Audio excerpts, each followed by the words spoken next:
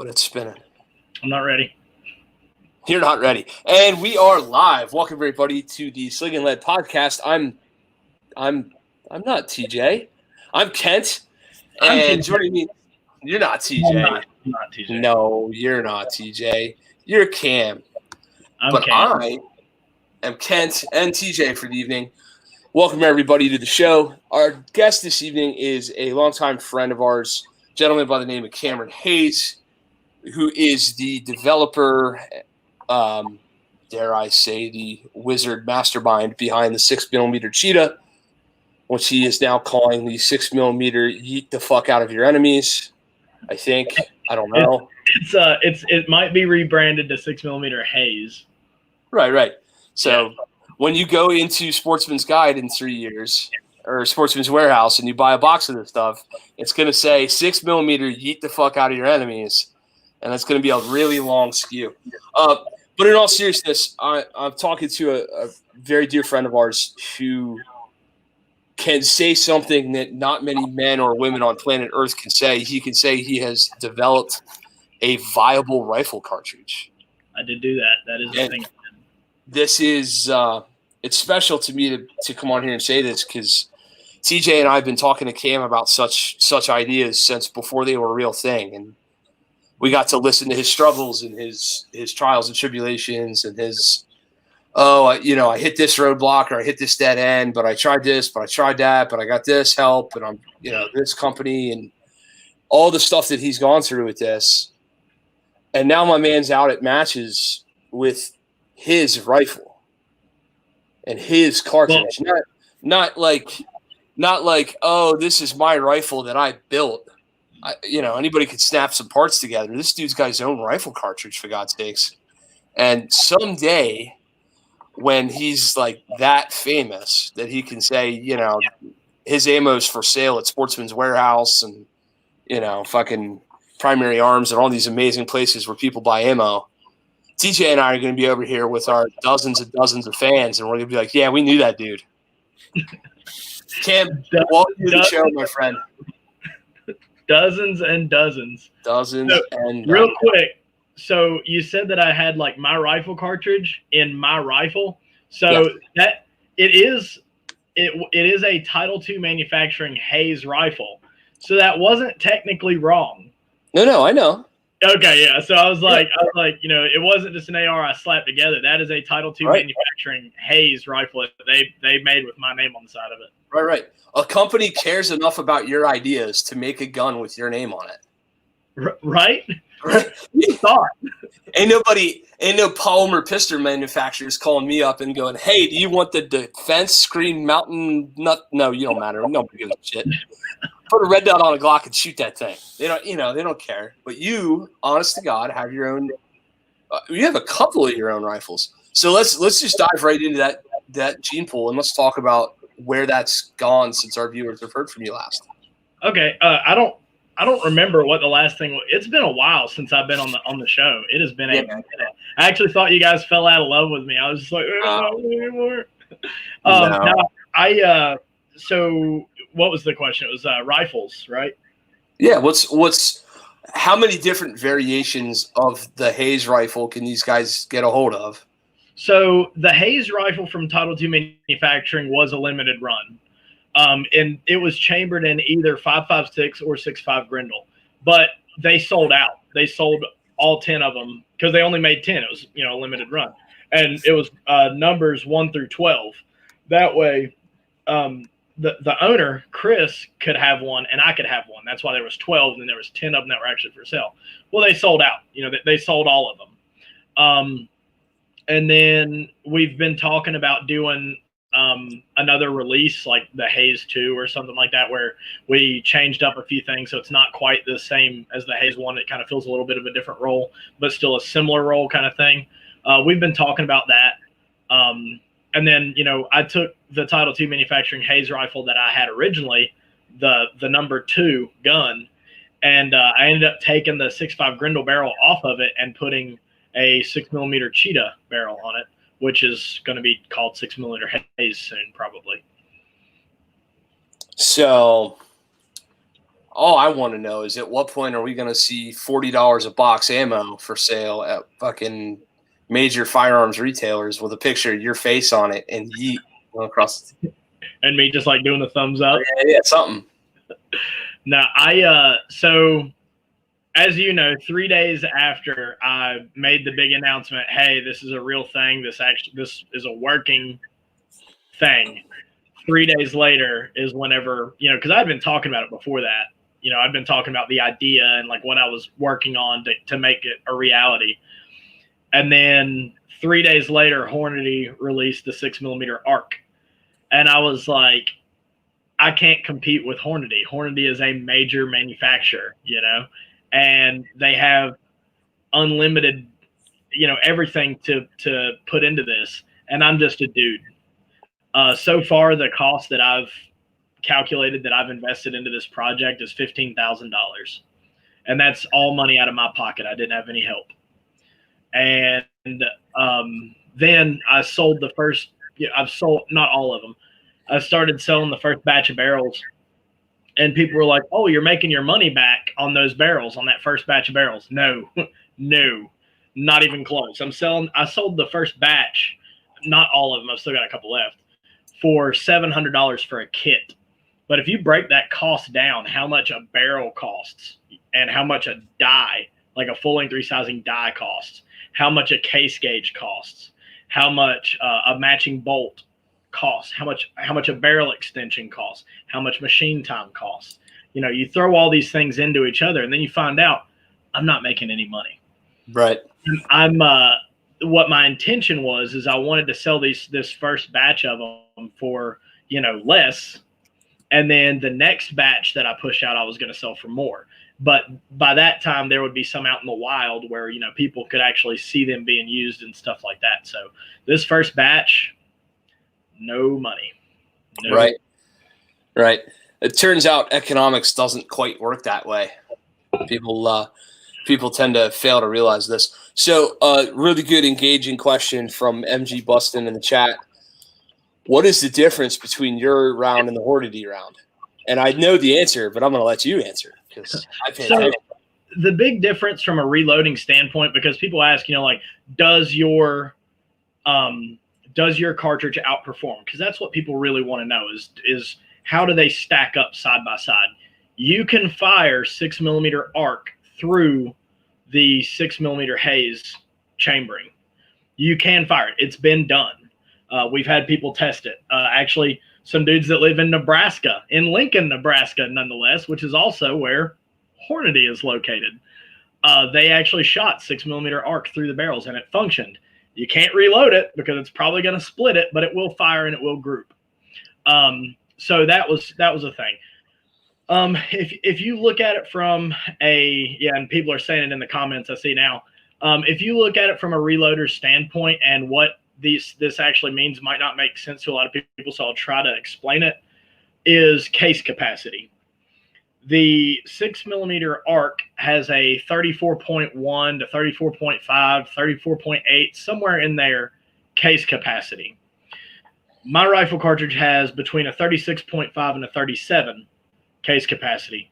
In some rare instances, I have had a little bit more, just depends on the brass life and stuff like that. But what does that actually mean? That means that I can match their pressure at a lower velocity. So then they can match my pressure. Hold on. I can match their pressure and get more velocity out of it. That's what I'm trying to say. So where they peak at 52,000 PSI, then if you input those same numbers into mine where they hit 52,000 PSI, I would have a lower pressure because it would be less case fill. So then by the time I hit 52,000 PSI, I'm maybe 100, 150 feet per second faster. One of the questions that I got really earlier today that I said I was going to save for the podcast was some people were asking me about velocities. They're like, man, these velocity numbers that you're telling us aren't that good. They're not that fast. They're not that whatever. But I'm shooting for precision, long range precision. So I'm not using ball powders. I don't use non-extruded powders that are going to give me some garbage SD. I'm shooting stuff that's giving me single-digit SDs, has really consistent burn rates, and and it's not temperature sensitive. So I'm using stuff like H4895, Varget, AR Comp, stuff that works through a wide temperature range and stuff like that, because I don't know where I'm going to be shooting it. But if you tried to match the numbers with the 6mm ARC and the 6mm Cheetah, like you're looking at their factory ammo where they're saying they're getting like, 20, then they were saying they were getting like 2,700 feet per second out of their, or 2,750 out of their 26-inch barrel. But I got 2,700 out of the 105s with the Hornady 105s using mine and using an extruded powder. So that was one of the big things that I was talking about was, like I got this really good velocity, but I was using an extruded powder. I wasn't using like Superformance, which is, it's garbage essentially. Is like it'll make your bullet go fast. It might group okay. That's cool. But what's your standard deviation looks like? What's your extreme spread look like? And what does that look like at distance? Not a hunting cartridge necessarily. No, I've gotten consistent hits out past 1,000, which, isn't what 1,000 yards used to mean versus what it means today are two completely different things. 1,000 yards used to seem like this, almost unachievable goal back whenever the 1903 Springfield and stuff like that, the bolt action rifles, the Lee Enfield rifles and things like that shot with match ammo, 2 and 3 MOA, and those were considered our sniper rifles. Now I've got Jay Spratt in the chat right now. I've got dudes in Nebraska. I've got Ed over in Alabama, and they're shooting their Cheetahs and they're getting these impressive velocities, shooting a bullet like this, shooting a 95 grain Sierra Match King that has a ballistic coefficient G1 of 0.48. So if you think about that from a ballistic standpoint, you have a sub MOA gun, so it's shooting less than a 1-inch group at 100 yards. It's shooting a sub 10 SD, so you've got single digit SDs, which means that your vertical dispersion at distance is going to be less. Mm-hmm. And then you've got decent BC and velocity. So I can take that projectile out of my 18-inch 6mm Cheetah, 6mm Hayes, 6mm Cheetah, and I can hit 1,000-yard target with what I have in this scope, in this LPVO, without dialing, because it's less than 10 mils a bullet drop. And I've gotten consistent hits that way. I think that's a huge part of the story here, is that you don't need a 20 MOA base or a freaking, crazy dial in order to get a hit. That's really something for those of us who aren't gonna put 20 MOA bases on our guns, because they're for other things most of the time. Well, one of the big challenges that I saw, that was a gap that I wanted to bridge. So everybody wants, 5.56 velocity with at least 308 BC. 308 BC isn't great. 308 BC is in the fives. It's like mid-range BC. As far as their 1 second, ballistic coefficient for those of you dumbass pistol shooters like me. Yeah. So I don't think pistol shooters are dumbasses. At least not most of them. Actually, Jordan Spradley is an NRA certified pistol instructor. I have to legally tell people that. It's a legal restriction that I have with mine and his agreement. He is an NRA certified pistol instructor. Now, I fucking love Jay Sprad. He invented the Sprad bag and shit like that. He's an awesome dude. He was one of the first people to buy a Cheetah. Love the guy to death. But anyway, so 308 BCs for like, our 118 LR and stuff like that isn't that great, but also the velocity's not there either. So you can, and I've done it, you can match the BC and velocity of a 308 out of your 6.5 Grendel. You're just not getting the same terminal performance and energy, basically, but just because you're shooting a lighter projectile. So you might be matching the trajectory, but your your terminal performance isn't the same. It's going to be less. So I was like, okay, well, projectiles with BCs that are roughly in the fives, that's 308 BCs. A 0.48 is pretty close to 5, wouldn't you say? Yes, I would say that. Well, velocity-wise, if you take, Mark 262, which is kind of the gold standard for 5.56 ammunition, but it has a lower BC, it's in the high threes. Then you're taking that projectile and you're pushing it roughly 2750, somewhere in there. And I know people are going to jump in and be like, I had this one lot that shot 2,800 feet per second. That's fine. Most of your 18-inch, SPR type guns, I've got one in my living room that's, Mark 12-esque, even with an AEM5 suppressor on it. And I'm getting roughly 2725, 2750 out of Mark 262, real Mark 262 ammo that I tactically acquired. And, I've tested that ammo a lot. I've done a lot of stuff with that ammo. It's awesome.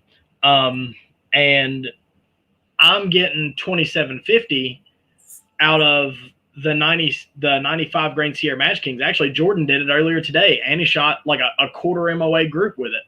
What the hell do you think y'all doing without me?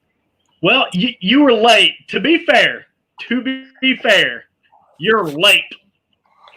Jesus Speaking Christ. of being late, Dad showed up. Wow, there went all the fun. Now Dad's here. Hi, buddy. Yeah, well, we had Cam on. It wouldn't be right. So he actually was listening the whole time. He was like, I got to jump in, man. Put me in, coach. Put me in. surprisingly enough, yes, I was. I'm sitting there in a 12-hour meeting helping this client get their system back online. And I had the show playing on the side. I was like, I got to jump in. I can't not do this. He's over there like, they're fucking it up so bad. I got to fucking. Yeah, I have to be part of this. I'm looking at something right now over to the side, and maybe I just don't understand it because I'm not a beat booper like TJ. But it's not letting me comment and put anything in the comments section. You have to comment through YouTube if you want to comment. Oh, that's a big bowl of gay. I'm not about that. Well, I'm sorry. I don't know what to tell you. But anyway, so I think the story of the last couple minutes is the fact that you're actually getting 10 mil holds at 1,000 yards. Right. Now, hold on. I understand there's a guy in Texas that can hit a barn at 4 miles in 30 shots. On accident. No, I don't know. Maybe we should have him on so you guys can talk about the whole thing. But we got one dude who's holding 10 mils at 1,000 yards, and another dude who's hitting a whole ass barn, like the whole thing. So go ahead. Look, okay. Being able to hit something a gajillion miles away is whatever. That is its own thing, I guess.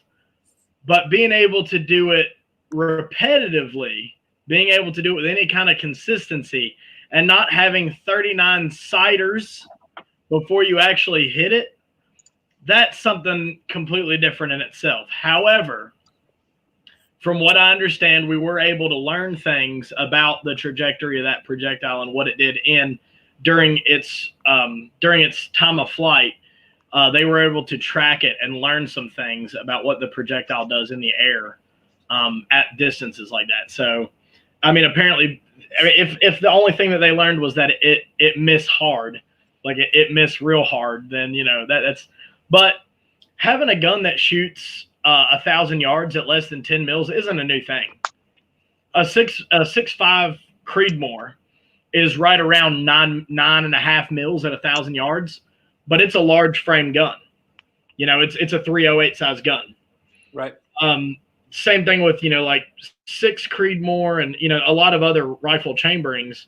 You can reach out at those distances with those guns and have less than 10 mils of bullet drop, but I'm doing it out of an MSR size gun. I'm doing it out of a AR-15, and I've even done it.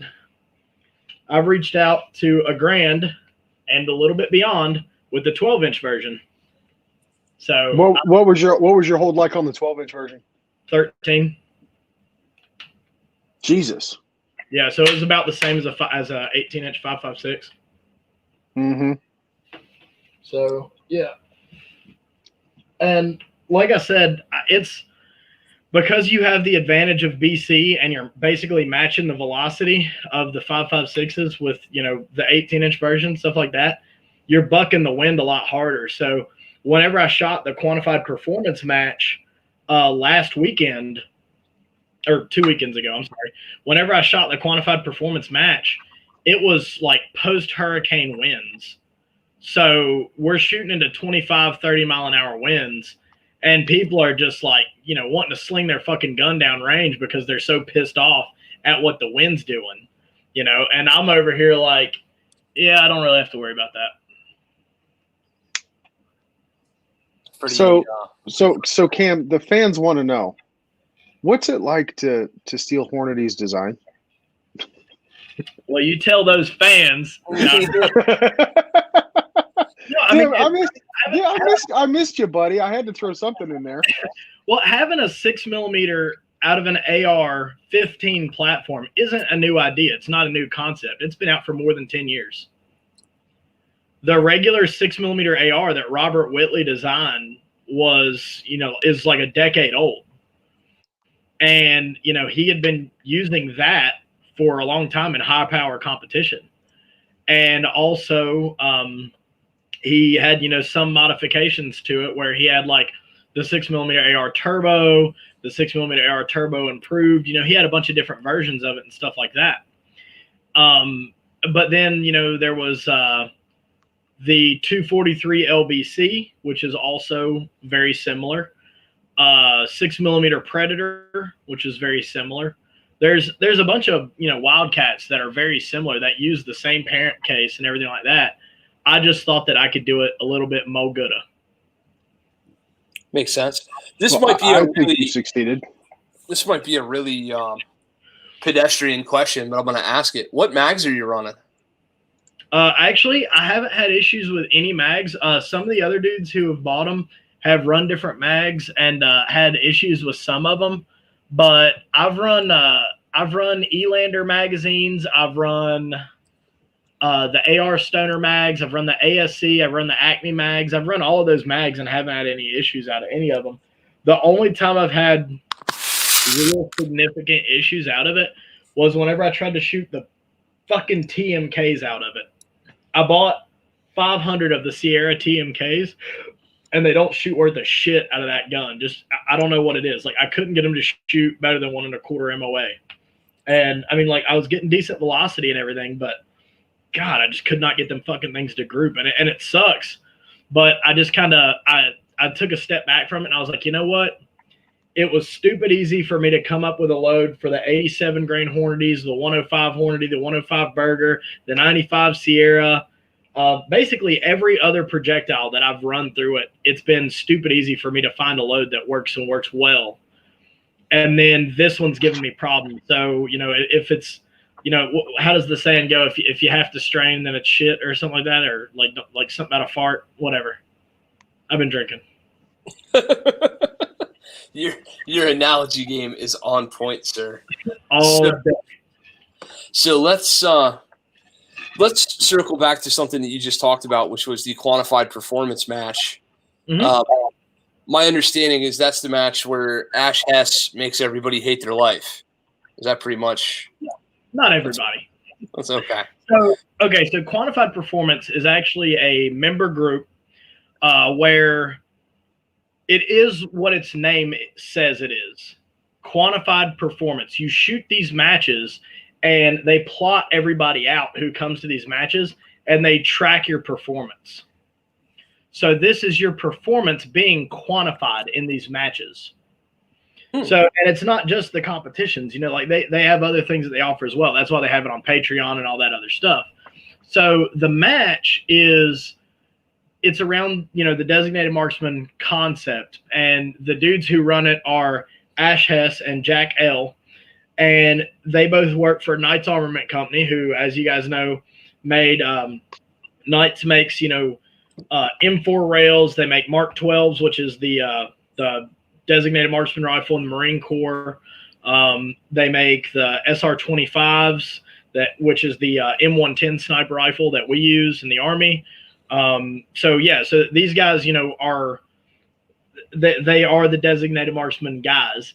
So this match is targets from 200 yards to 1,000 yards, and you shoot in one of these divisions, and you do your best. You just do your best. They had really good ideas with it. Like, they didn't restrict chambering. Basically, the restrictions were your barrel length and your optic. So, like, for me, I shot in general purpose division. General purpose division would be like your production division for USPSA. So I shot an 18-inch barrel gun as your limitation, and up to an 8-power optic. So I used the Shepherd 1-8 second focal plane. I actually have the Shepherd 1-8 first focal plane right here, but I do not like it as much. Yeah, and that's saying something for me not to like a first focal plane over a second focal plane. And it comes down simply to the reticle's too thick. I don't like how thick the reticle is on the first focal plane. I can use the second focal plane LPVO better for that kind of competition. But I shot in general purpose division, so I was limited to an 8-power optic and an 18-inch barrel. The next division up is practical precision, where you're limited to, I believe, a 20-inch barrel and I think a 20-round magazine. I think you're limited to 20-round mags in both of these divisions, in general purpose as well. And then up to an 18-power scope. And then open division is, what do they call it?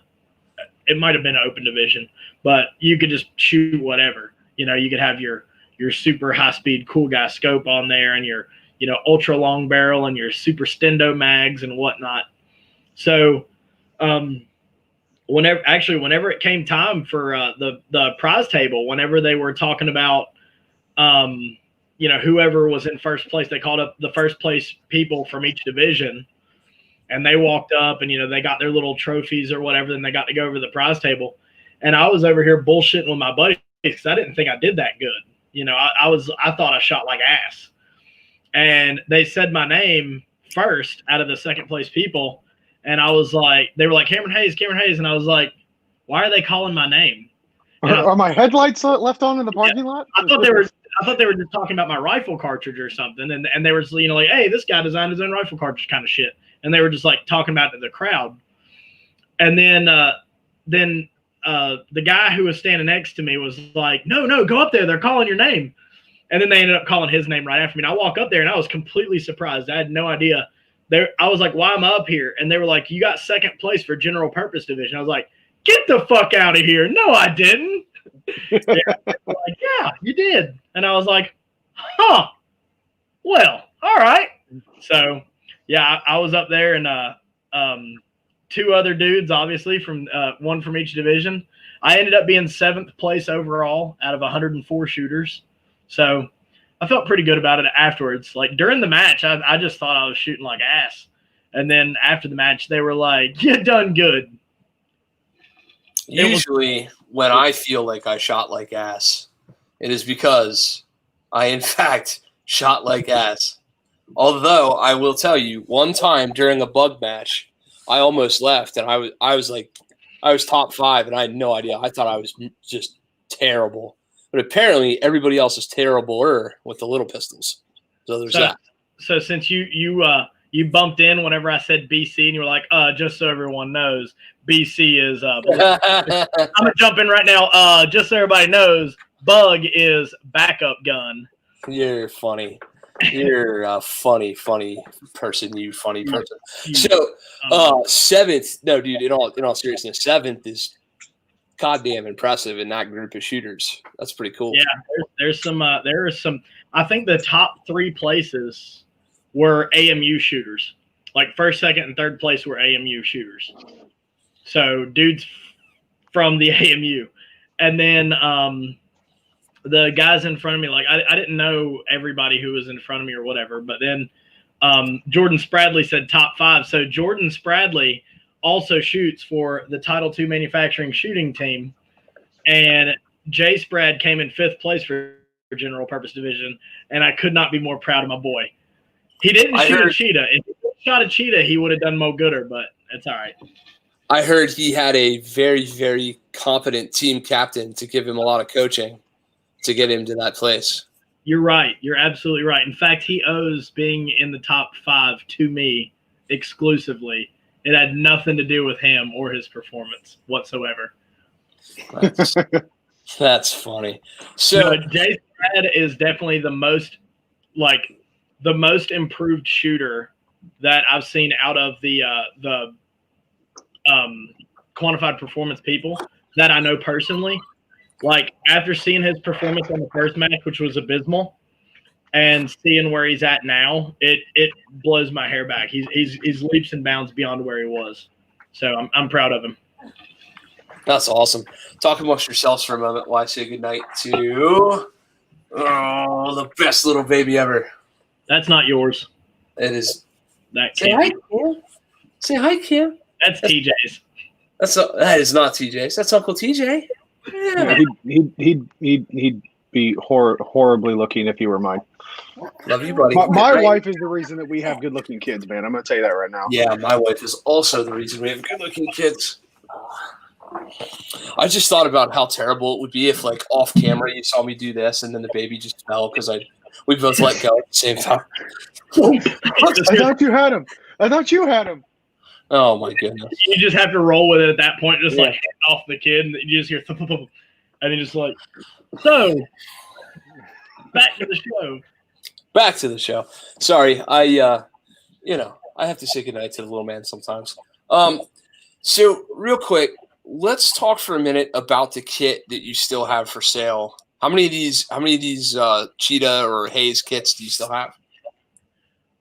So I sold 7 of the 18-inch, and surprisingly enough, the 12s did not sell that well. I only sold a couple of those. I actually just got a phone call earlier today that 3 of the 12s were sold, and but they haven't been made yet, so they still have to be made. But I've been talking to some people about them potentially taking over the project. So the project might be going to somebody else, where instead of like trying to source barrel blanks and trying to do this and trying to do that, what they're talking about doing is modifying 6mm arc barrels. So taking a 6mm arc barrel and then just running my reamer in a 6mm arc barrel and finishing it, and then sending it out that way. And that might be more cost effective on my end.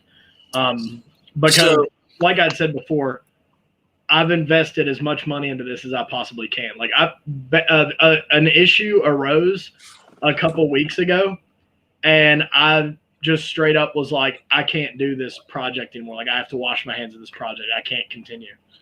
And it was going to just end.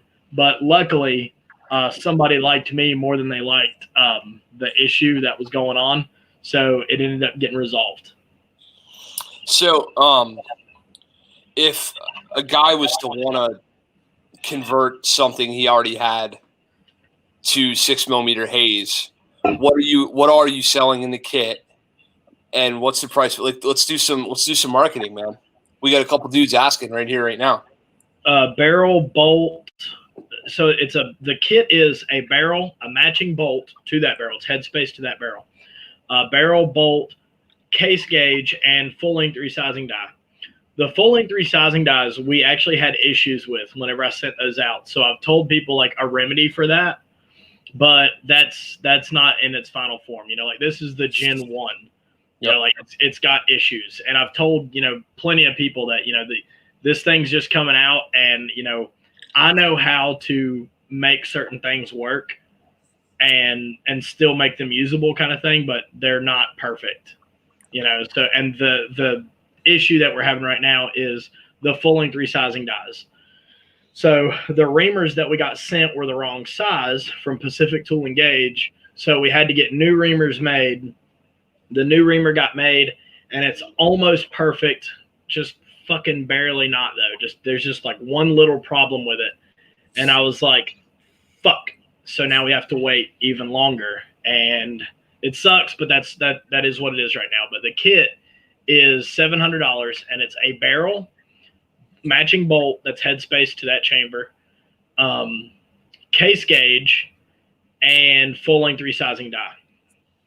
The issue, though, like I said, is the full length resizing die, and the solution, or the short term solution that I've been having my people do, is I've been getting them to buy Redding full length resizing S-type 6.5 Grendel dies, and running the S-type dies are bushing die, and running a 6mm bushing in it. So then you're essentially just making 6mm AR, but it still has more case capacity because the shoulder is further forward. So you're losing out on a little bit of your case capacity, but not a whole lot by doing that.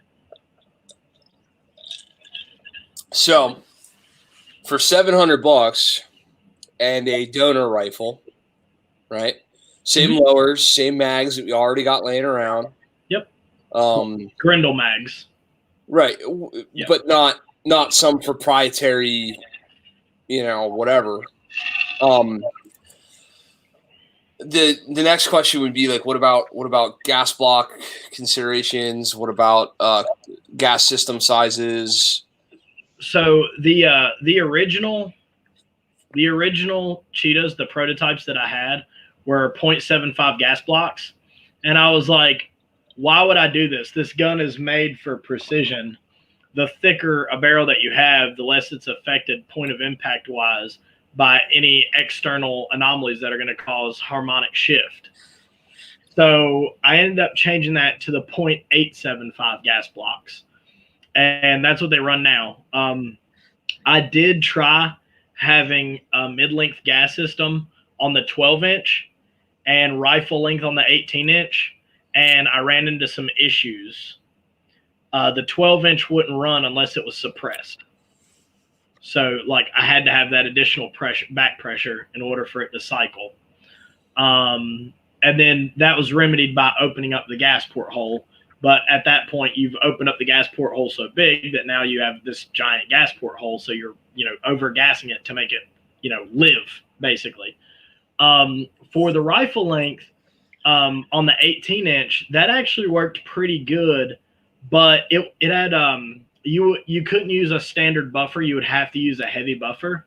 If you try to use a standard buffer, which is what I was initially using, the cyclic rate is too fast and it starts to malfunction whenever you do that. So you have to use an H buffer or it's not going to function properly. Like, I mean, it'll function, but you'll get malfunctions.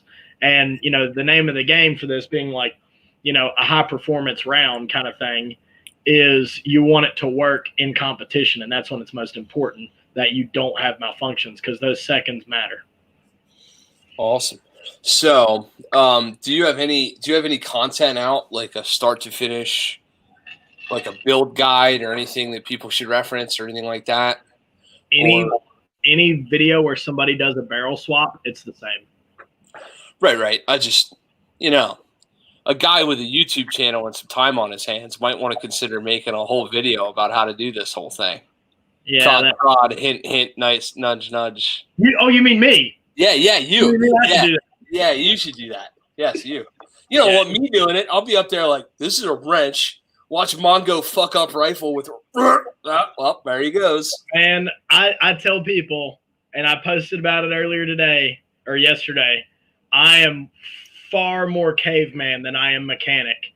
I fucked my truck up trying to replace the headlight on it. Oh my God. I bent so much metal and broke so much plastic. I was just like, how the fuck does this thing go on? I was getting I had a crowbar out there and I was just fucking digging at it with a crowbar. Got the headlight replaced. That's the important part. Mission accomplished. Okay. And then I got the truck inspected and it passed inspection. I was actually worried that I fucked it up so bad trying to replace the headlight that it would not pass inspection. Just for those playing the home game, this is a almost brand new 2019 Ranger. 2020. Yeah. This ain't Daddy's fucking 88 Cheyenne 1500. No. Cam went at a crowbar on a fucking $50,000 truck because reasons. Yeah. Yeah. Because I needed a headlight. Right. To save $150 on replacing a headlight, he went at it with a crowbar. Sure enough. Oh my god. The blanket fell. Now you get to see this nice wood back. So I am a little bit interested in having a 12-inch version of this. We are all interested in having 12 inches, Kent, but it's just not in the cards for some of us. You know, solid burn. Second thought, that $700 I was just going to spend on your kit can go be spent on fucking, pistol ammo or. You make your own pistol ammo. I do. I really, really do.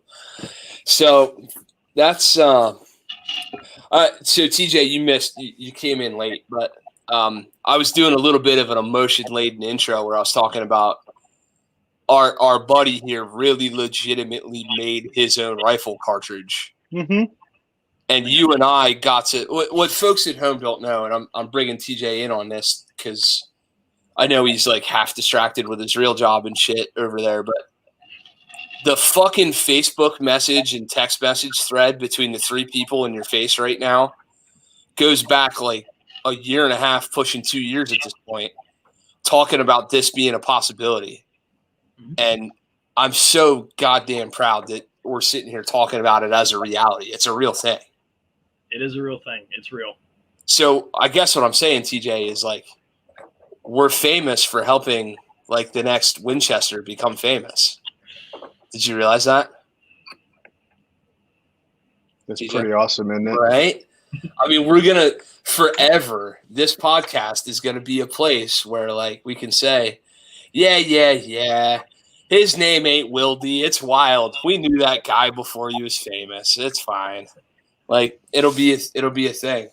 But that was another part that you missed, TJ. Is I was like, well, it was an idea on paper, and you guys are the ones to be like, why don't you do it then? And I was like, why don't I do it then?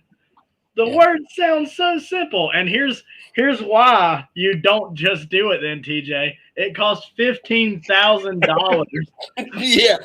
Just to be at the place where I'm at now, it cost me $15,000. I know some people are like, 15,000, I got that. I don't. But anyway, and I was talking to Kent about the way that I was like, I sold this first batch, not making any money on this first batch of barrels, like literally getting them out in the wild so that they could gain some popularity, and then the next batch would be more expensive. So I'm still trying. First of all, our message thread is lovingly titled "The 3 Best Friends That Anyone Could Have."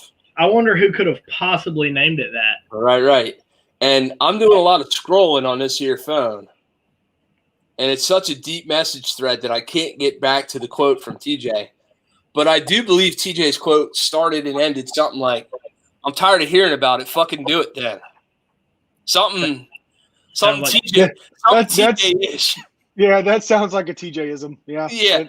I can't remember exactly what it says, but it was a good one. And I had it in my face earlier. But in all seriousness, man, like, I'm always in awe of you guys, both of you dudes, and your ability to do shit with your hands. We got a dude on here who can make knives and make them gorgeous, and we got a dude on here who can make his own rifle cartridge. And I'm over here like, you point the thing at the thing and press the thing, and the thing goes that way, and sometimes it hits stuff.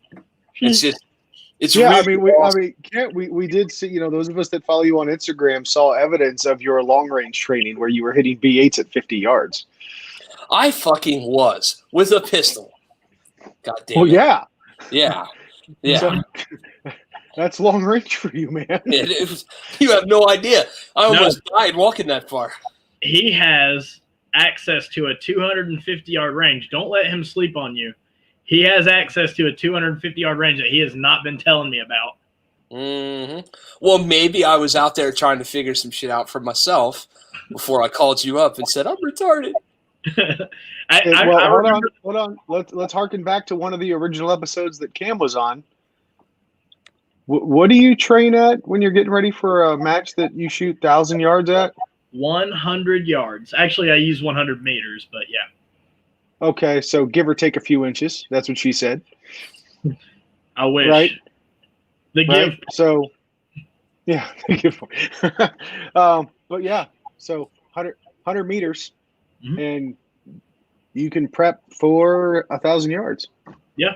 It's like, like people, like I'd said before, the only thing that you're really doing whenever you shoot out at those 2, 3, 4, 5, 6, 7, 8, 9, 10, or 1,000 ranges, whenever you're shooting at those ranges or whatever, all you're really doing whenever you're practicing is confirming what you should already know.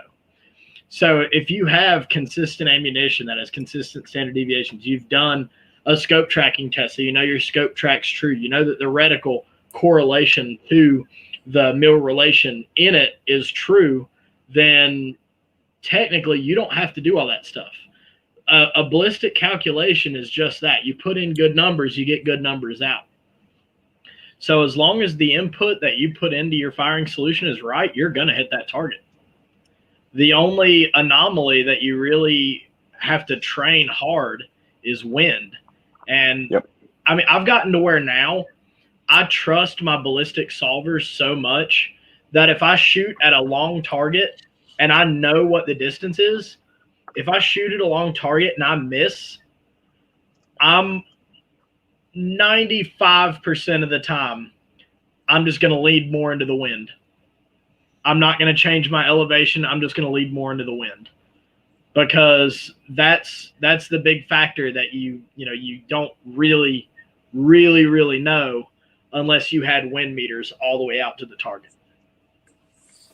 I did something really interesting at the quantified performance match, because, going to these competitions is fun. I enjoy doing it. I enjoy competing, and let's face it, I'm good at it. But I like helping people. So whenever I go to a match like this, I start, I tell people stuff. I'm like, hey, this is something you need to look out for on this kind of range. Like, for example, whenever you guys, whenever your squad was about to shoot on the conic stage at my match, I was like, look, it feels like the wind is doing this, but you're shooting into the third tier of wind. You're shooting into far more wind than you think you are. I try to help people as much as I can, even the people I'm competing against. So one of my buddies, Jason Whitehead, he walked up to me and we started talking about the wind on one of the stages. And the targets weren't significantly far away. They were like 600 yards or something like that for this stage. And he was asking me questions about, what kind of wind hold he should give. And I was like, look, man, out at that 400-yard target, don't hold any wind. I was like, but your bullet is about to get fucked right after 400 yards. And he was like, why? And I was like, look at the vegetation to the right of it. And to the right, you could see there was a tree line that was essentially creating a safe space for your bullet where there was no wind. But then as soon as it exits that tree line works like a funnel and is pushing more wind into that location. So you might have a 25 or 30 mile an hour full value crosswind fucking your bullet off a target right there. So you might be dead ass straight out to the target till you hit 400 yards. And then it gets hit by a really rough wind. And then it goes, it veers off like drastically right there. So I was telling him, I was like, I would hold this much wind for the 600. And he was like, that's a lot of wind. And I was like, yeah, but this is what you don't see. And I showed him. And he was like, oh, and he ended up getting a first round impact on that target and doing well on that stage. Yeah. That's something that I share with you from pistol competition and from training and stuff. One of my favorite parts about competitive shooting is when dudes that are better than you, or if you're the better dude, you get to reach back and help somebody, and good on you for that. That's awesome. Yeah, I think I had talked to you guys about it before when I shot a Microtech designated marksman match a couple years ago, and I ended up having words with one of the pro shooters there, I ended up having words with him in front of everybody because of the way he was treating a couple of the new competitors that were there who were just asking questions. And he acted like whenever they would ask questions, he would like scoff and he would answer their questions really sarcastically. And he was just being a dickhead. So I told him that he was being a dickhead in more aggressive words, and he quit it. In fact, he left the match early. Well, because he didn't want to be squatted with me anymore. But I was there I go every match I go to, I go there to help people. I enjoy shooting, like it's fun, but I enjoy helping people a lot more. No, I hear you, man. That's something you and I share, and I really respect that stuff. Well, yeah, I mean, it's a simple concept. If you're doing it for a living, you need to take it seriously, but at the same time, if you're doing it for a living, you are even more so an ambassador to not only the sport, but the industry and the Second Amendment community. Yeah. You are literally getting paid to shoot guns. Why be an asshole about it? Are you afraid of Are you afraid they're going to take your job? Like, seriously, dude. They took our jobs. Right, exactly. Yeah. Yeah, no, that guy, he is the reason that I do not purchase their products to this day. And I've actually met some other people on their shooting team, and they're nice dudes and stuff like that. But just that one guy's affected me in such a way that I won't do business with those people. Don't you hate that? It could be like that sometimes. It do be like that sometimes. So besides your own barrel and your own cartridge and your own dies and everything else, what's on that rifle, Cam? So I showed you guys this optic, the Shepherd 1:8 second focal plane, and I'd also held up the first focal plane version. I said I prefer the second focal plane, which sounds weird for somebody like me, but let me elaborate just a little bit here. If I'm engaging a target that's 300 yards or in, I might back down the magnification to say 4. If it's bad breath distance, my magnification is going to be on 1. What's your bullet drop at 100 yards if you have 100 yards 0? 0. You have no bullet drop because that's where you I had to think about that for a second. I'm sorry. I thought it was a trick question. We're not allowed to do math. No, guys. we don't do math on the show, man. You know that. I started laughing because I watched TJ's eyes go, I thought it was a trick. I had to think about it. No. So basically, if the target is 100 yards and in, it's going to be on 1 power. So your point of aim is going to be your point of impact anyway. If the target's, say, 200 yards, maybe 300 yards away, you might crank it up to like 4 power, because that's what I did. I cranked it up to 4 for one stage where you had 15 shots and the targets were all 250 yards away. I cranked it up to 4 power. Well, your bullet drop at that distance is less than a mil. So you can crank it up to whatever power you want to and hold it at the top of the plate, and your bullet's going to impact the plate. Might be the lower third of the plate, but you're still going to impact the plate. So for any engagement 300 yards and in, whenever I'm going to use a lower magnification, I know that all I have to do is hold it at the top of the plate. Any engagement beyond that, I'm going to be on 8 power. So that's where your not your BDC, but your reticle relation is true. So whenever I'm on my max magnification, those are the targets that I actually need it for. So that's why the reticle, I mean, just like anything, there's always give and take. The reticle could use some work. I think the reticle, I think we all think the reticle could have been done better. I think the reticle's lacking just a little bit. The reticle's lacking a little bit. It's not an awful reticle. It's lacking just a smidge. But this might be my favorite LPVO because I can make engagements with this without having to touch my dials, and the turrets are lockable turrets too, and I love that because even though they're exposed, like I've got plenty of other scopes that you can just do that to, and they'll start twisting. You can put it in your truck, and you might twist your turrets. These turrets are lockable, so I don't have to do any knob adjusting, no turret twisting until I get out to 1,200 yards, and then I need to start fucking with that knob. But until then, I can just use my mill relation inside of the scope and do a hold. So, and I found that this only has a 1% scope tracking error. I've had night forces with worse scope tracking errors than that. What is that? What's the MSRP on that Shepherd? This one right here is actually less than this one. This one's like 500 and something. It's like 560 or something like that, I want to say. So this scope isn't an expensive. It's not expensive, you know, and this might be one of my favorite LPVOs. Like I said, this one is significantly more expensive. This one's like, I want to say closer to 9. It's like 8 something, I want to say. And it's the first focal plane. It's got a lot of features that, you know, would be cool on that one. But then at the same time, and it's also a 34 millimeter tube, so it lets in more light and stuff like that. And it's got, you know, more conducive of a competitive shooter. It's got this knob part right here that you can take off and twist on, makes it, you know, a throw lever. But I just put a throw lever on that one. But this one, it's just because the reticle's so thick. That's the only reason I don't like this. I mean, the glass quality is good, just like on the other one. The glass quality is good, but that reticle is just, she thick, boy, she thick. And, you know, if you're covering up your target, it's not really useful anymore. So, yeah. What's the eye box like in Shepherd's? I do a lot of shooting at 1 power up close, right? So I found it to be pretty forgiving. I mean, we can't compare it to the gold standard being the Vortex. Okay. Yeah, the Vortex. Like it's not a Vortex. Okay. But it also doesn't hold the Vortex price tag. I would put it probably on par with PA. All right. Yeah, so very similar to PA. iBox.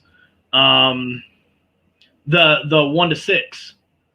So I would say it's better than a lot of the 1-8s that I've used. Like I would say it's leaps and bounds better than the Strike Eagle 1-8 and the Attaball 1-8. Oh, and that garbage, that fucking garbage Bushnell 1-8. Fuck that thing. That thing sucks. But anyway, yeah. So that was the optic I ran. Something else that I noticed a lot of shooters did not take advantage of, and I think that it would have been advantageous if they just would have done it, and they didn't, is one of these. I had a bubble level on my gun so that I knew if I was actually holding my gun level and straight.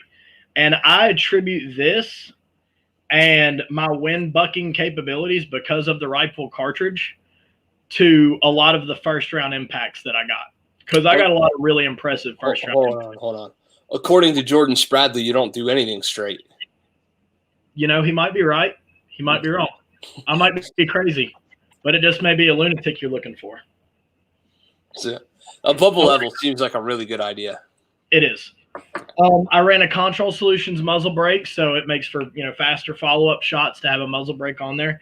It's not a very aggressive recoiling cartridge anyway. It's less than a 6.5 Grendel, more than a 5.56.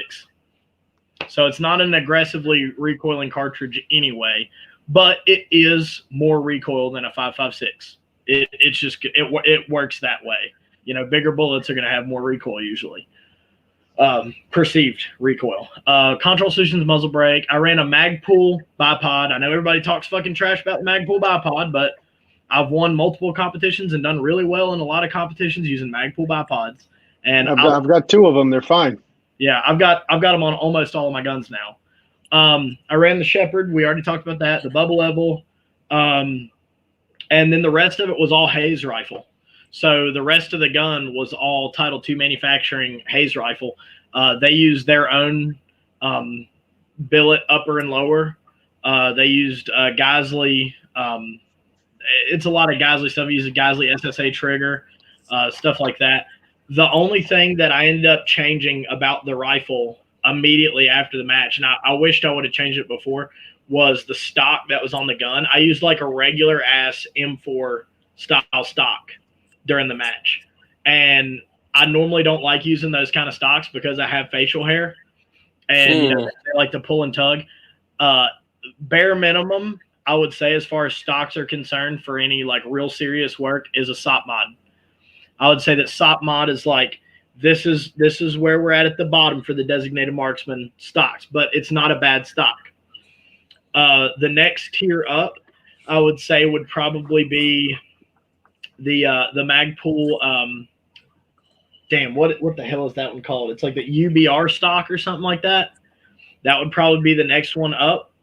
And then like top tier for me, because I don't like the Magpul PRS stock, would be the B5 Systems Precision carbine stock. That I just got to play with them a little bit. Super compact, completely adjustable. So it's pretty phenomenal, and it's really lightweight. I know a lot of times, you might want to put a heavier stock on your precision gun just so that you have both additional weight on it and it balances the gun better. But for something like a designated marksman rifle, where you're basically going for lightweight because you have to carry the damn thing, I think the B5 precision stock is probably one of the best that I've fucked with. Awesome. I'm glad to hear you say SSA trigger because, yeah, I'm a fan. I do like that trigger. Somebody handed me off a CMMG. One of my buddies from where I used to work, where I don't work anymore. A buddy of mine brought a CMMG trigger into work. It was like 2-stage, like 4-pound trigger or something like that. It was like 2 and 2, and it felt really, really nice. I did like it a lot. Surprisingly enough, people hate it whenever I bring PSA up and stuff like that. But the PSA 2-stage trigger isn't bad. I like the PSA 2-stage trigger. And then the more affordable option is also the LaRue MBT. Those top out the list as some of my favorite triggers right there for precision. Right. Well, you shoot people far away. Far, far away. Far, far away. So I just talked about not having a job, and I said I would have a couple of drinks before I talked about it. So long story short, I got fired this past week on Thursday. On Wednesday we had a meeting, and they said, "Stop laughing, Kent." On Wednesday we had a team meeting, and the team meeting was regular team meeting stuff where they're like, don't be late, don't be playing on your phone. Yeah. Don't be late. Don't be playing on your phone. Don't be staying in the bathroom too long. All that stuff. Like, it was like a regular wear your PPE kind of meeting. On Thursday, there was a really bad wreck on 85, and I was 10 minutes late. I clocked in at 8:10. So I clocked in 10 minutes late. And when I walked in, the new manager, we have a new manager there. The new manager said, "You're late." And I said, "I know how to tell time," because I knew I was late, clearly. And then he started talking to me, and I was talking back to him. Like, I was talking back. That is a thing that I did. And he said, "I'm going to have to write you up." And I said, "Do what you got to do." And then I walked over to my saw, and I started measuring out the piece that was on my saw. While I was measuring the piece, he comes out and lays the write-up slip on the stone. And he says, "Sign it." And I was like, "I'm not signing that." And he says, "You have to." And I said, "I don't have to do a goddamn thing." And then he goes, "I don't like your attitude." And I said, "Like my attitude or not, I'm not signing it." He said, "Well, you either sign it or you go home." And I said, "Okay, I'm not signing it." So he said, "Go home." So then I went and I clocked out. At this point, it's 8:17. I clocked out, and right whenever I clocked out, while I was leaving, he said, "And don't come back." That to me means I'm fired. When somebody says, "and don't come back," that means you're fired. Judge's ruling? Oh, yeah, you're fired. Yeah, you're fired. Okay. Yeah. Well, then on Friday, because I woke up at my regular time, I had a text message from this guy at 8:15 saying, "I don't have you on the schedule as being off today. Where are you at?" And I read this text message at 8:15. I read it when I got the message because I was waiting to hear something from the company, not specifically. Yeah, you figure there'd be like an offboarding process. Something. There's paperwork involved with terminating people. So I ended up getting this text message saying, "I don't have you on the schedule as being off today." And I didn't respond to that because I was like, it doesn't matter if I was off today or not. You fired me yesterday. So I didn't respond. I was like, this doesn't make sense. Well, then at 9 o'clock, one of my buddies who works there sent me a text message, and he was like, hey, man, I just want to make sure that you're okay. You know, like kind of one of those, you know, make sure you're not wrapped around a tree kind of thing. So I texted him back, and I was like, yeah, I didn't want to tell you because it was your birthday yesterday, but I got fired. And he didn't respond to that. It was his birthday that day. The day I got fired was my buddy Derek's birthday. And I was like, I didn't want to tell you because I didn't want to ruin your birthday. Because me and him have worked together for a while. We've worked together since before Worldstone. Me and him used to do security together. And then I get a text message from the manager next, and the manager says, no call, no show. That means you quit. And I texted him back, and I said, you said yesterday and don't come back. That means you fired me. I didn't quit. And then he responded with, no, I said, you know, blah, blah, blah, blah. I said, if you do it again or something like that. And I was just thinking to myself, I was like, I'm not going to argue with this guy. You know, like I don't need to. There's no reason for me to just back and forth with this guy through text message. So I told him that, you know, any further inquiry about the status of my employment will come from Robert and Robert alone. Robert's the owner of the company. So he said, you can call him if you want. So I tried to call him on Monday. He didn't answer. He didn't call me back. So that was that. So now I'm jobless. Well, nothing like jobless with a big old vat full of rum and a shitload of rifles and a pirate flag. I mean, what could possibly go wrong? What could go wrong? Well, actually, so what I've been spending my time Well, he could have to change a headlight. Oh my God. Well, I figured, look, so like I told you, Kent, I haven't taken a vacation in 5 years. It's been 5 years since I've taken a vacation. And I just figured, you know, I'll take this week to do stuff that I haven't had time to do because I haven't taken a vacation or anything like that. Anytime I've missed work in the past X amount of time, it's been because I either have a VA appointment or I have Army shit to do. And it's always on the schedule. I never just like call in sick. Like I think in the entire time I've worked for the company, I've called in sick 3 times. And that was like flu shit, like stuff that everybody was getting kind of stuff. And I think that those are the only times I've ever called in sick. And other than that, I've never taken a vacation or anything like that. It's always been, you know, if I'm not here, it's because I'm at a VA appointment or because I have to go do Army shit. So, Yep. But that's so I'm using this week to get stuff done, like fuck up my new truck. No, the reason that I did that is because I needed to get my truck inspected, and it wouldn't pass inspection because I had a cracked headlight. So I ended up having to replace the headlight, and turns out headlights are stupid expensive for new trucks. Mm-hmm. And I replaced it at the expense of my front end of my truck being fucked up. And then I went and got my camper inspected. So now my camper is good to go. And I've been making a shitload of 5.56 ammo because I figured if I don't have a job by like next week or something like that, I could hopefully sell some like match 5.56 ammo. You want me to send you TJ's address so you can roll that truck in that camper and just move out in the backyard? I don't think I'd make good company in a camper. No. Daddy, why are there beer cans all over the lawn? Dad, why is there a mobile home with a pirate flag outside of it and an angry man with American flag booty shorts on yelling at the neighbors? With a rubber eagle mask. Don't worry about it. You know what? You have a home here in Pennsylvania. You come right on up. That sounds like fun to me. Get your ass on over here. See, Cam's got neighbors, and sometimes his neighbors annoy him.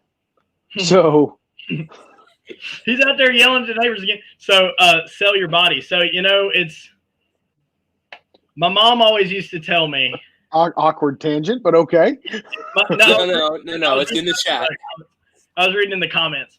My mom my mom has always told me, and my mom's a huge supporter of mine and everything like that, that, you know, as long as you have a warm butthole in a mouth, you have a way to make money. So I appreciate that, MG Butson. Jesus Christ, I want to. Can we get Cam's mom on the show, please? Yeah, dude, Jesus God Almighty. Like, my mom is my biggest fan. My mom has always been my biggest fan. She loves my sense of humor. She likes that I'm goofy as shit. We don't really agree politically on a lot of stuff, but I mean, it'd be like that sometimes. MG Butson says, do Army shit, Cam. What does Army shit look like to you? I haven't even, since last time I was on here, I've re-enlisted. I don't know. So I re-enlisted in the Army a couple months ago. I went back to my former MOS, so I'm a 19 Delta 30. And my current position is I am the sniper section leader of the 120th Infantry. Sweet. So, well, that's what you were wanting, right? That is what I was wanting. I was also wanting a bonus, but apparently bonuses are being held up right now. So yay for me, because I was supposed to get my bonus in 3 days on October 4th. That was my ETS. And they're holding back bonuses. So I was over here like, oh, it's fine. I just lost my job and everything. But I got that bonus coming in. Yeah, bonuses are being held up. Motherfucker. It's the coin shortage. It's the national coin shortage, Cam. Yeah. We wanted to give it to you in pennies and pesos and shit, but now. Oh, God. So this is starting to feel like a Sarah McLachlan puppy commercial. In the arms of the angels. How sad Cam's life actually is. We'll just put Cam out on the front with like a little pot, and his belly will be all stuck out, but his ribs will be sticking out either side. The charity of this week's podcast. Yeah. This goes, you know, they whenever you got so I have y'all's, like, I bought y'all's t-shirt, I bought y'all's mug, and I bought y'all's stickers. I bought shit from y'all's the T-Me or the t-shirt. Teespring. Yeah, Teespring, that one. I bought like some of y'all's stuff, and I was like, oh, I'm gonna wear the shirt tonight on the show, and I'm gonna use the coffee mug, and I'm gonna drink my rum out of the coffee mug, and I totes forgot. Just so y'all know, I'm not fucking around. I super duper happy. Shit. Yes, sir. Love it. I absolutely did buy y'all's coffee mug. That is a thing I did. Does it? So this is the quality test. Does it hold enough rum for Cam Hayes?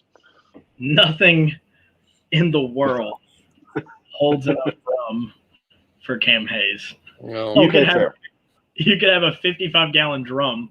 You know, and so we were talking about the quantified performance match a little bit ago. So one of the things about the quantified performance match that I love is that one day of it is a match, but it's a 2-day event, and really it's a 3-day event if you come down on Friday. So we show up on Friday, and it's just like it's just a party. Like I tell people all the time, it's 50% party, 50% the match is the reason that you're there. So like we're, you know, out there, you know, drinking and barbecuing and, you know, hanging out and having a good ass time, you know, talking about, you know, what we're going to be shooting tomorrow. And it's all like-minded people, you know, just the best people in the world. And then the next day you shoot the match. And then as soon as the match is over, then, you know, you go back to doing whatever. But then Sunday is Sunday Fun Day Gun Day. So you go out there and you just shoot. You get to use the ranges that you just shot on the day before, and you get to shoot whatever you want to out there. So, you know, I got to demo the Cheetahs or the Hayes rifles a good bit. Like I got, you know, multiple people out there had theirs, and they were, you know, I think Jordan was the first one who I got to see do it. He went to the 100-yard range, chronoed his ammo, and shot a group and zeroed. And then he went to the 1,000-yard, had me spot for him. First target he wanted to go for was the 1,000-yard target. So he shot his first shot, and I was spotting for him, and I was like, I got nothing because there was vegetation behind it. So I couldn't see where his bullet went. I was like, I got nothing. And he was like, I'll hold a little bit more wind. Second shot was an impact at 1,000 yards in like post-hurricane winds. So I was pretty stoked about that. That one of my customers gave me the, did you see the thing I did with your thing? Did you see it? Yeah. So that was pretty awesome for me. That's fucking great, dude. Well, we're pushing up on the hour and a half mark, so we got to do our plugs and do all that stuff. But I need to one more time. We're so proud of you, dude. In all seriousness, it's awesome. It's awesome, and we couldn't be more proud. We feel like heterosexual life mate parents of a small terroristic country that's forming in North Carolina. But it's fine. Everything will be fine. It'll be fun. I hear the Proud Boys are looking for new leadership, so maybe you get a job. But in all seriousness, well, yeah, right. You're. Can I say one more thing before Yeah. it's related to the quantified performance thing? Yeah, go ahead. Next quantified performance match is actually hosted by us. So the Hood Rats, the Title II manufacturing shooting team, are the match director, the co-match director, and the senior RO. So we're the ones who are doing the next match. I actually asked them if they wanted me to work it or if they wanted me to shoot it. And they were like, we need to have somebody repping the company. We can't just be working this thing. We got to have somebody actually shooting it too. So, yeah, so that is the thing is we are the ones who are hosting the next quantified performance match. Awesome. So that was just relatable. So where is that match? That one is going to be – it might be at Arena. It might be at GTI. I'm not 100% sure. Usually whenever I show up to matches, it's because somebody else signed me up for it. Like one of my sponsors signed me up for it, and they were like, hey, you're shooting this match. And I usually don't pay attention to like anything about the match until like the day of. Sounds legit. Yeah. You gotta get your mind right. You can't psych yourself out. Yeah. Something like that. Yeah. Yeah, something like that. Right? Legit, like I can't tell you how many matches I've gone to, and people are like, all right, so did you read the stage brief on these stages? And I'm like, no. they posted them. They posted them like 2 weeks ago, and I was like, oh, did they? Damn. Stage brief, and I'll get the stage brief that morning, and then I shoot the match. Like, there has been a couple of times whenever like Ashton's called me or somebody's called me before a match and been like, hey, did you notice that most of the targets are less than 600 yards away? And I'm like, all I needed to fucking hear. Like that's all I needed. I didn't have to read anything else about the match. I just needed to hear most of the targets are less than 600 yards away. Because then I'll dust off the 5.56 and be like, we're about to put in work. Oh my God, that's awesome. So anyway, coming up on the end of the show. Cam, thanks so much for coming on here, man. We're really proud of you. We've gotten to see you grow, and you're going to do just fine without cutting some fucking concrete in half or whatever menial nonsense it was they had you doing. You're way too smart of a dude to spend your life cutting concrete or whatever the fuck. Chase your dreams, bro, because you're going to continue to do bigger and better things, and we're proud of you, and we're here to support you in any way you can. You're family to us, so if you need something, just holler, okay? You're the best. All that being said, man, oh man, TJ, you gotta stop having a real job because I can't do this without you, buddy. I miss you. Sorry, man. It's okay. Tell the hackers to quit breaking into shit. Tell my people to quit breaking the law, asshole. Wait. Why don't we do a thing where you hire Cam, and he's your new physical hacker deterrent? Where you just press the button and then a Cam shows up. Fuck all this beep boop and shit. Cam shows up and goes, hey. Yeah. Hey. I hit a button and it airdrops Cam into whatever country the threat agent was coming from. I'm like, oh, Cam's haloing into Romania or Russia or wherever. If that could be my job, I would super duper do that. I would try really, really hard to get back in shape just to do that. Like you doing jiu-jitsu and stuff like that, like that you're in a different kind of shape now than when you were in the military because it's a different type of fitness. You're training yourself to fight. So you're using different kinds of muscles and things like that. And you have, your fast twitch muscles are better than your slow twitch muscles now and stuff like that. They remind me every morning when I wake up. Oh, I know. And you got nice new bruises. Your skin's a lot tougher though, so you don't realize it. But your skin and your muscles are getting a lot tougher just from being gripped. You're getting gripped and squeezed and bruised on and shit. So your body is becoming tougher. It's like nerve deadening and stuff like that. I would train my body in a different way than I am currently. Like currently, I'm training my body to be the best, sniper section leader that I can be. But if you guys were like, we need you to airdrop into this country and schwack motherfuckers, I'd be like, new training regiment.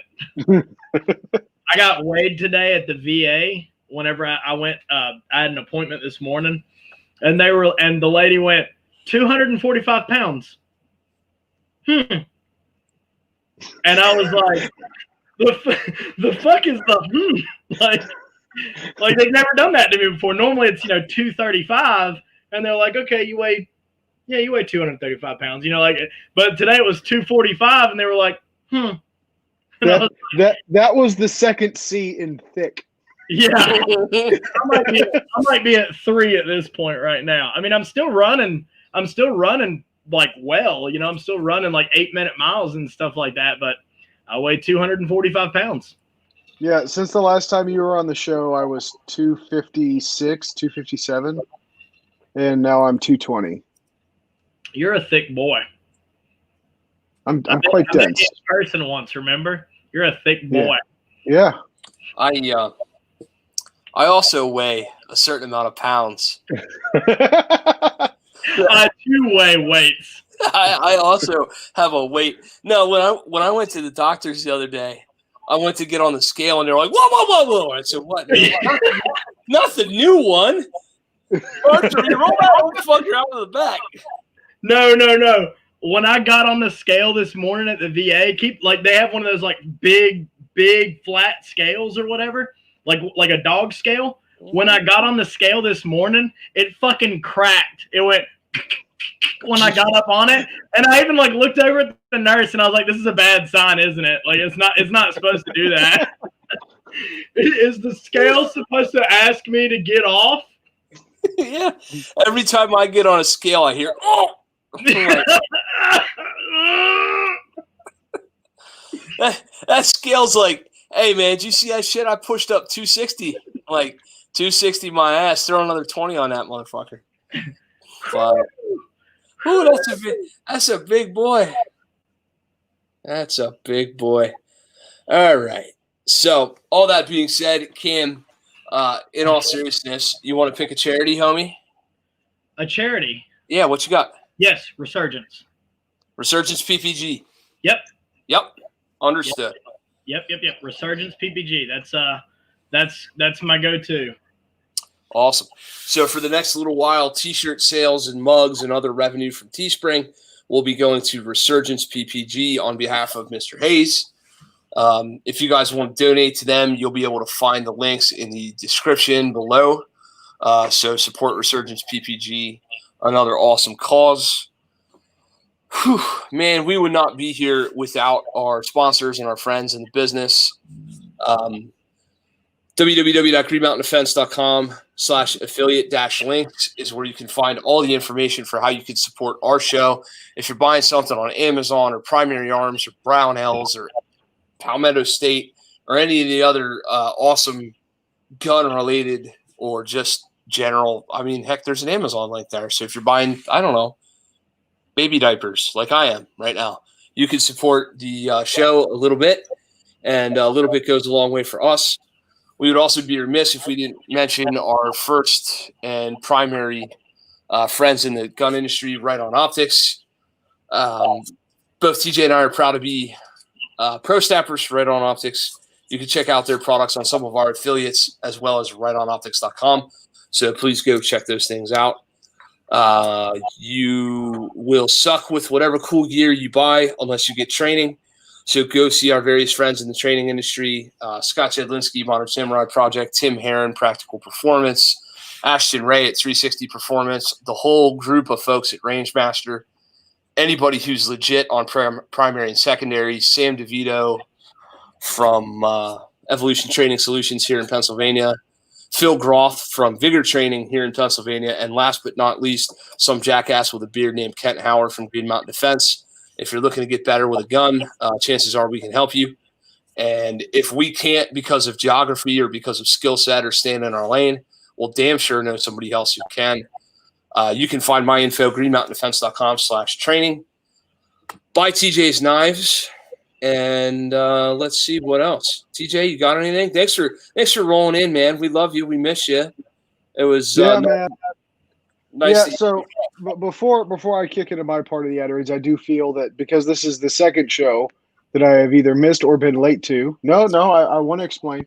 So, those of you that have watched the show, you follow us, your friends and family to us, know that I work in the cybersecurity industry. Typically, I am a professional hacker by trade. I break into organizations and then tell them how to fix it. Well, along with that skill set also comes the ability to hunt and track and respond to incidents that are believed to be the cause of a threat agent, as we call them in the industry. So we had a recent incident take place about a month ago. And the particular client called us in to help out. And as an output to this, the entire organization was completely shut down. Luckily, the actual attack was not nearly that impactful itself, but their reaction to it was. They shut their network down, and over the last several weeks, we have been helping them not only remediate those problems, but further strengthen their security and help them get back online so they can get back into operation and provide the services to their clients, which are a lot of people. It's a very, very person-based business. So that's what I've been dealing with, and sadly, those requirements I can't really get away from. As I've been managing that effort, I have been the manager. So being the actual guy in charge of this effort has been quite taxing on my time. So I apologize for lack of YouTube videos and content on social media. Life happens, man. Adulting sucks sometimes, but it's a good cause that me and my team serve, and we're happy to do it. So it's been a lot of late nights. Just another while I'm being overly emotional and throwing favors at my friends over here. All I do for a living is sell shit, right? The worst thing that happens if my day job goes down as some numbers crunch, these dudes do some really impactful and serious work. So again, it's awesome to have people around you that have this much impact on, critical infrastructure. I'm not going to go further into what TJ does for a living because OPSEC, but it really, really fucking matters that he does his job 100% correctly. And I'm super proud of you too, buddy, because thanks, man. You're a ginger. You don't have a soul, so you have to contribute somehow. And this is it, right? But yeah, that's pretty much how it goes. But enough of the sob stuff. Back into the paying the bills part. Of course, we would be remiss if we didn't also lump in our friends at Apache Solutions into the laundry list of qualified and amazing trainers that we have had on the show, and that Kent recommends, and I recommend. Tim Kelly and Frank and all those guys, of course, man. So guys at Apache Solutions, if you're in the Yadkinville, North Carolina area, go find them. Also, you can check out their website, ApacheSolutionsLLC.com. Firearms training is nothing without medical training, so code BB15 will get you 15% off at darkangelmedical.com. We don't get any kickbacks from that. We just love supporting Kerry Davis and the work that he does over there. So if you could throw in your order notes that the Sling'N podcast sent you, just to remind Kerry that we're showing him some love. We would appreciate it, and I know Kerry would too. Kent mentioned our affiliate links, greenmountaindefense.com/affiliate-links. You're going to buy gun shit anyway. You might as well buy it and support our channel at the same time. Hayes C494, our friend, and dare I say honorary mascot, Cam Hayes, who has put together a fantastic cartridge that he designed, he developed, American-made, American ingenuity from a guy that knows what the fuck he's talking about. Hit him up on social media, put an order in for one of his kits, at least a little bit, right? So, folks, that's all I've got. It's been an absolute pleasure. Kent, we're at episode 53, man. Let's keep on going and keep on kicking ass. Until we see each other again, God bless you all. Take care of each other. And as always, get out and shoot. Love you, everybody.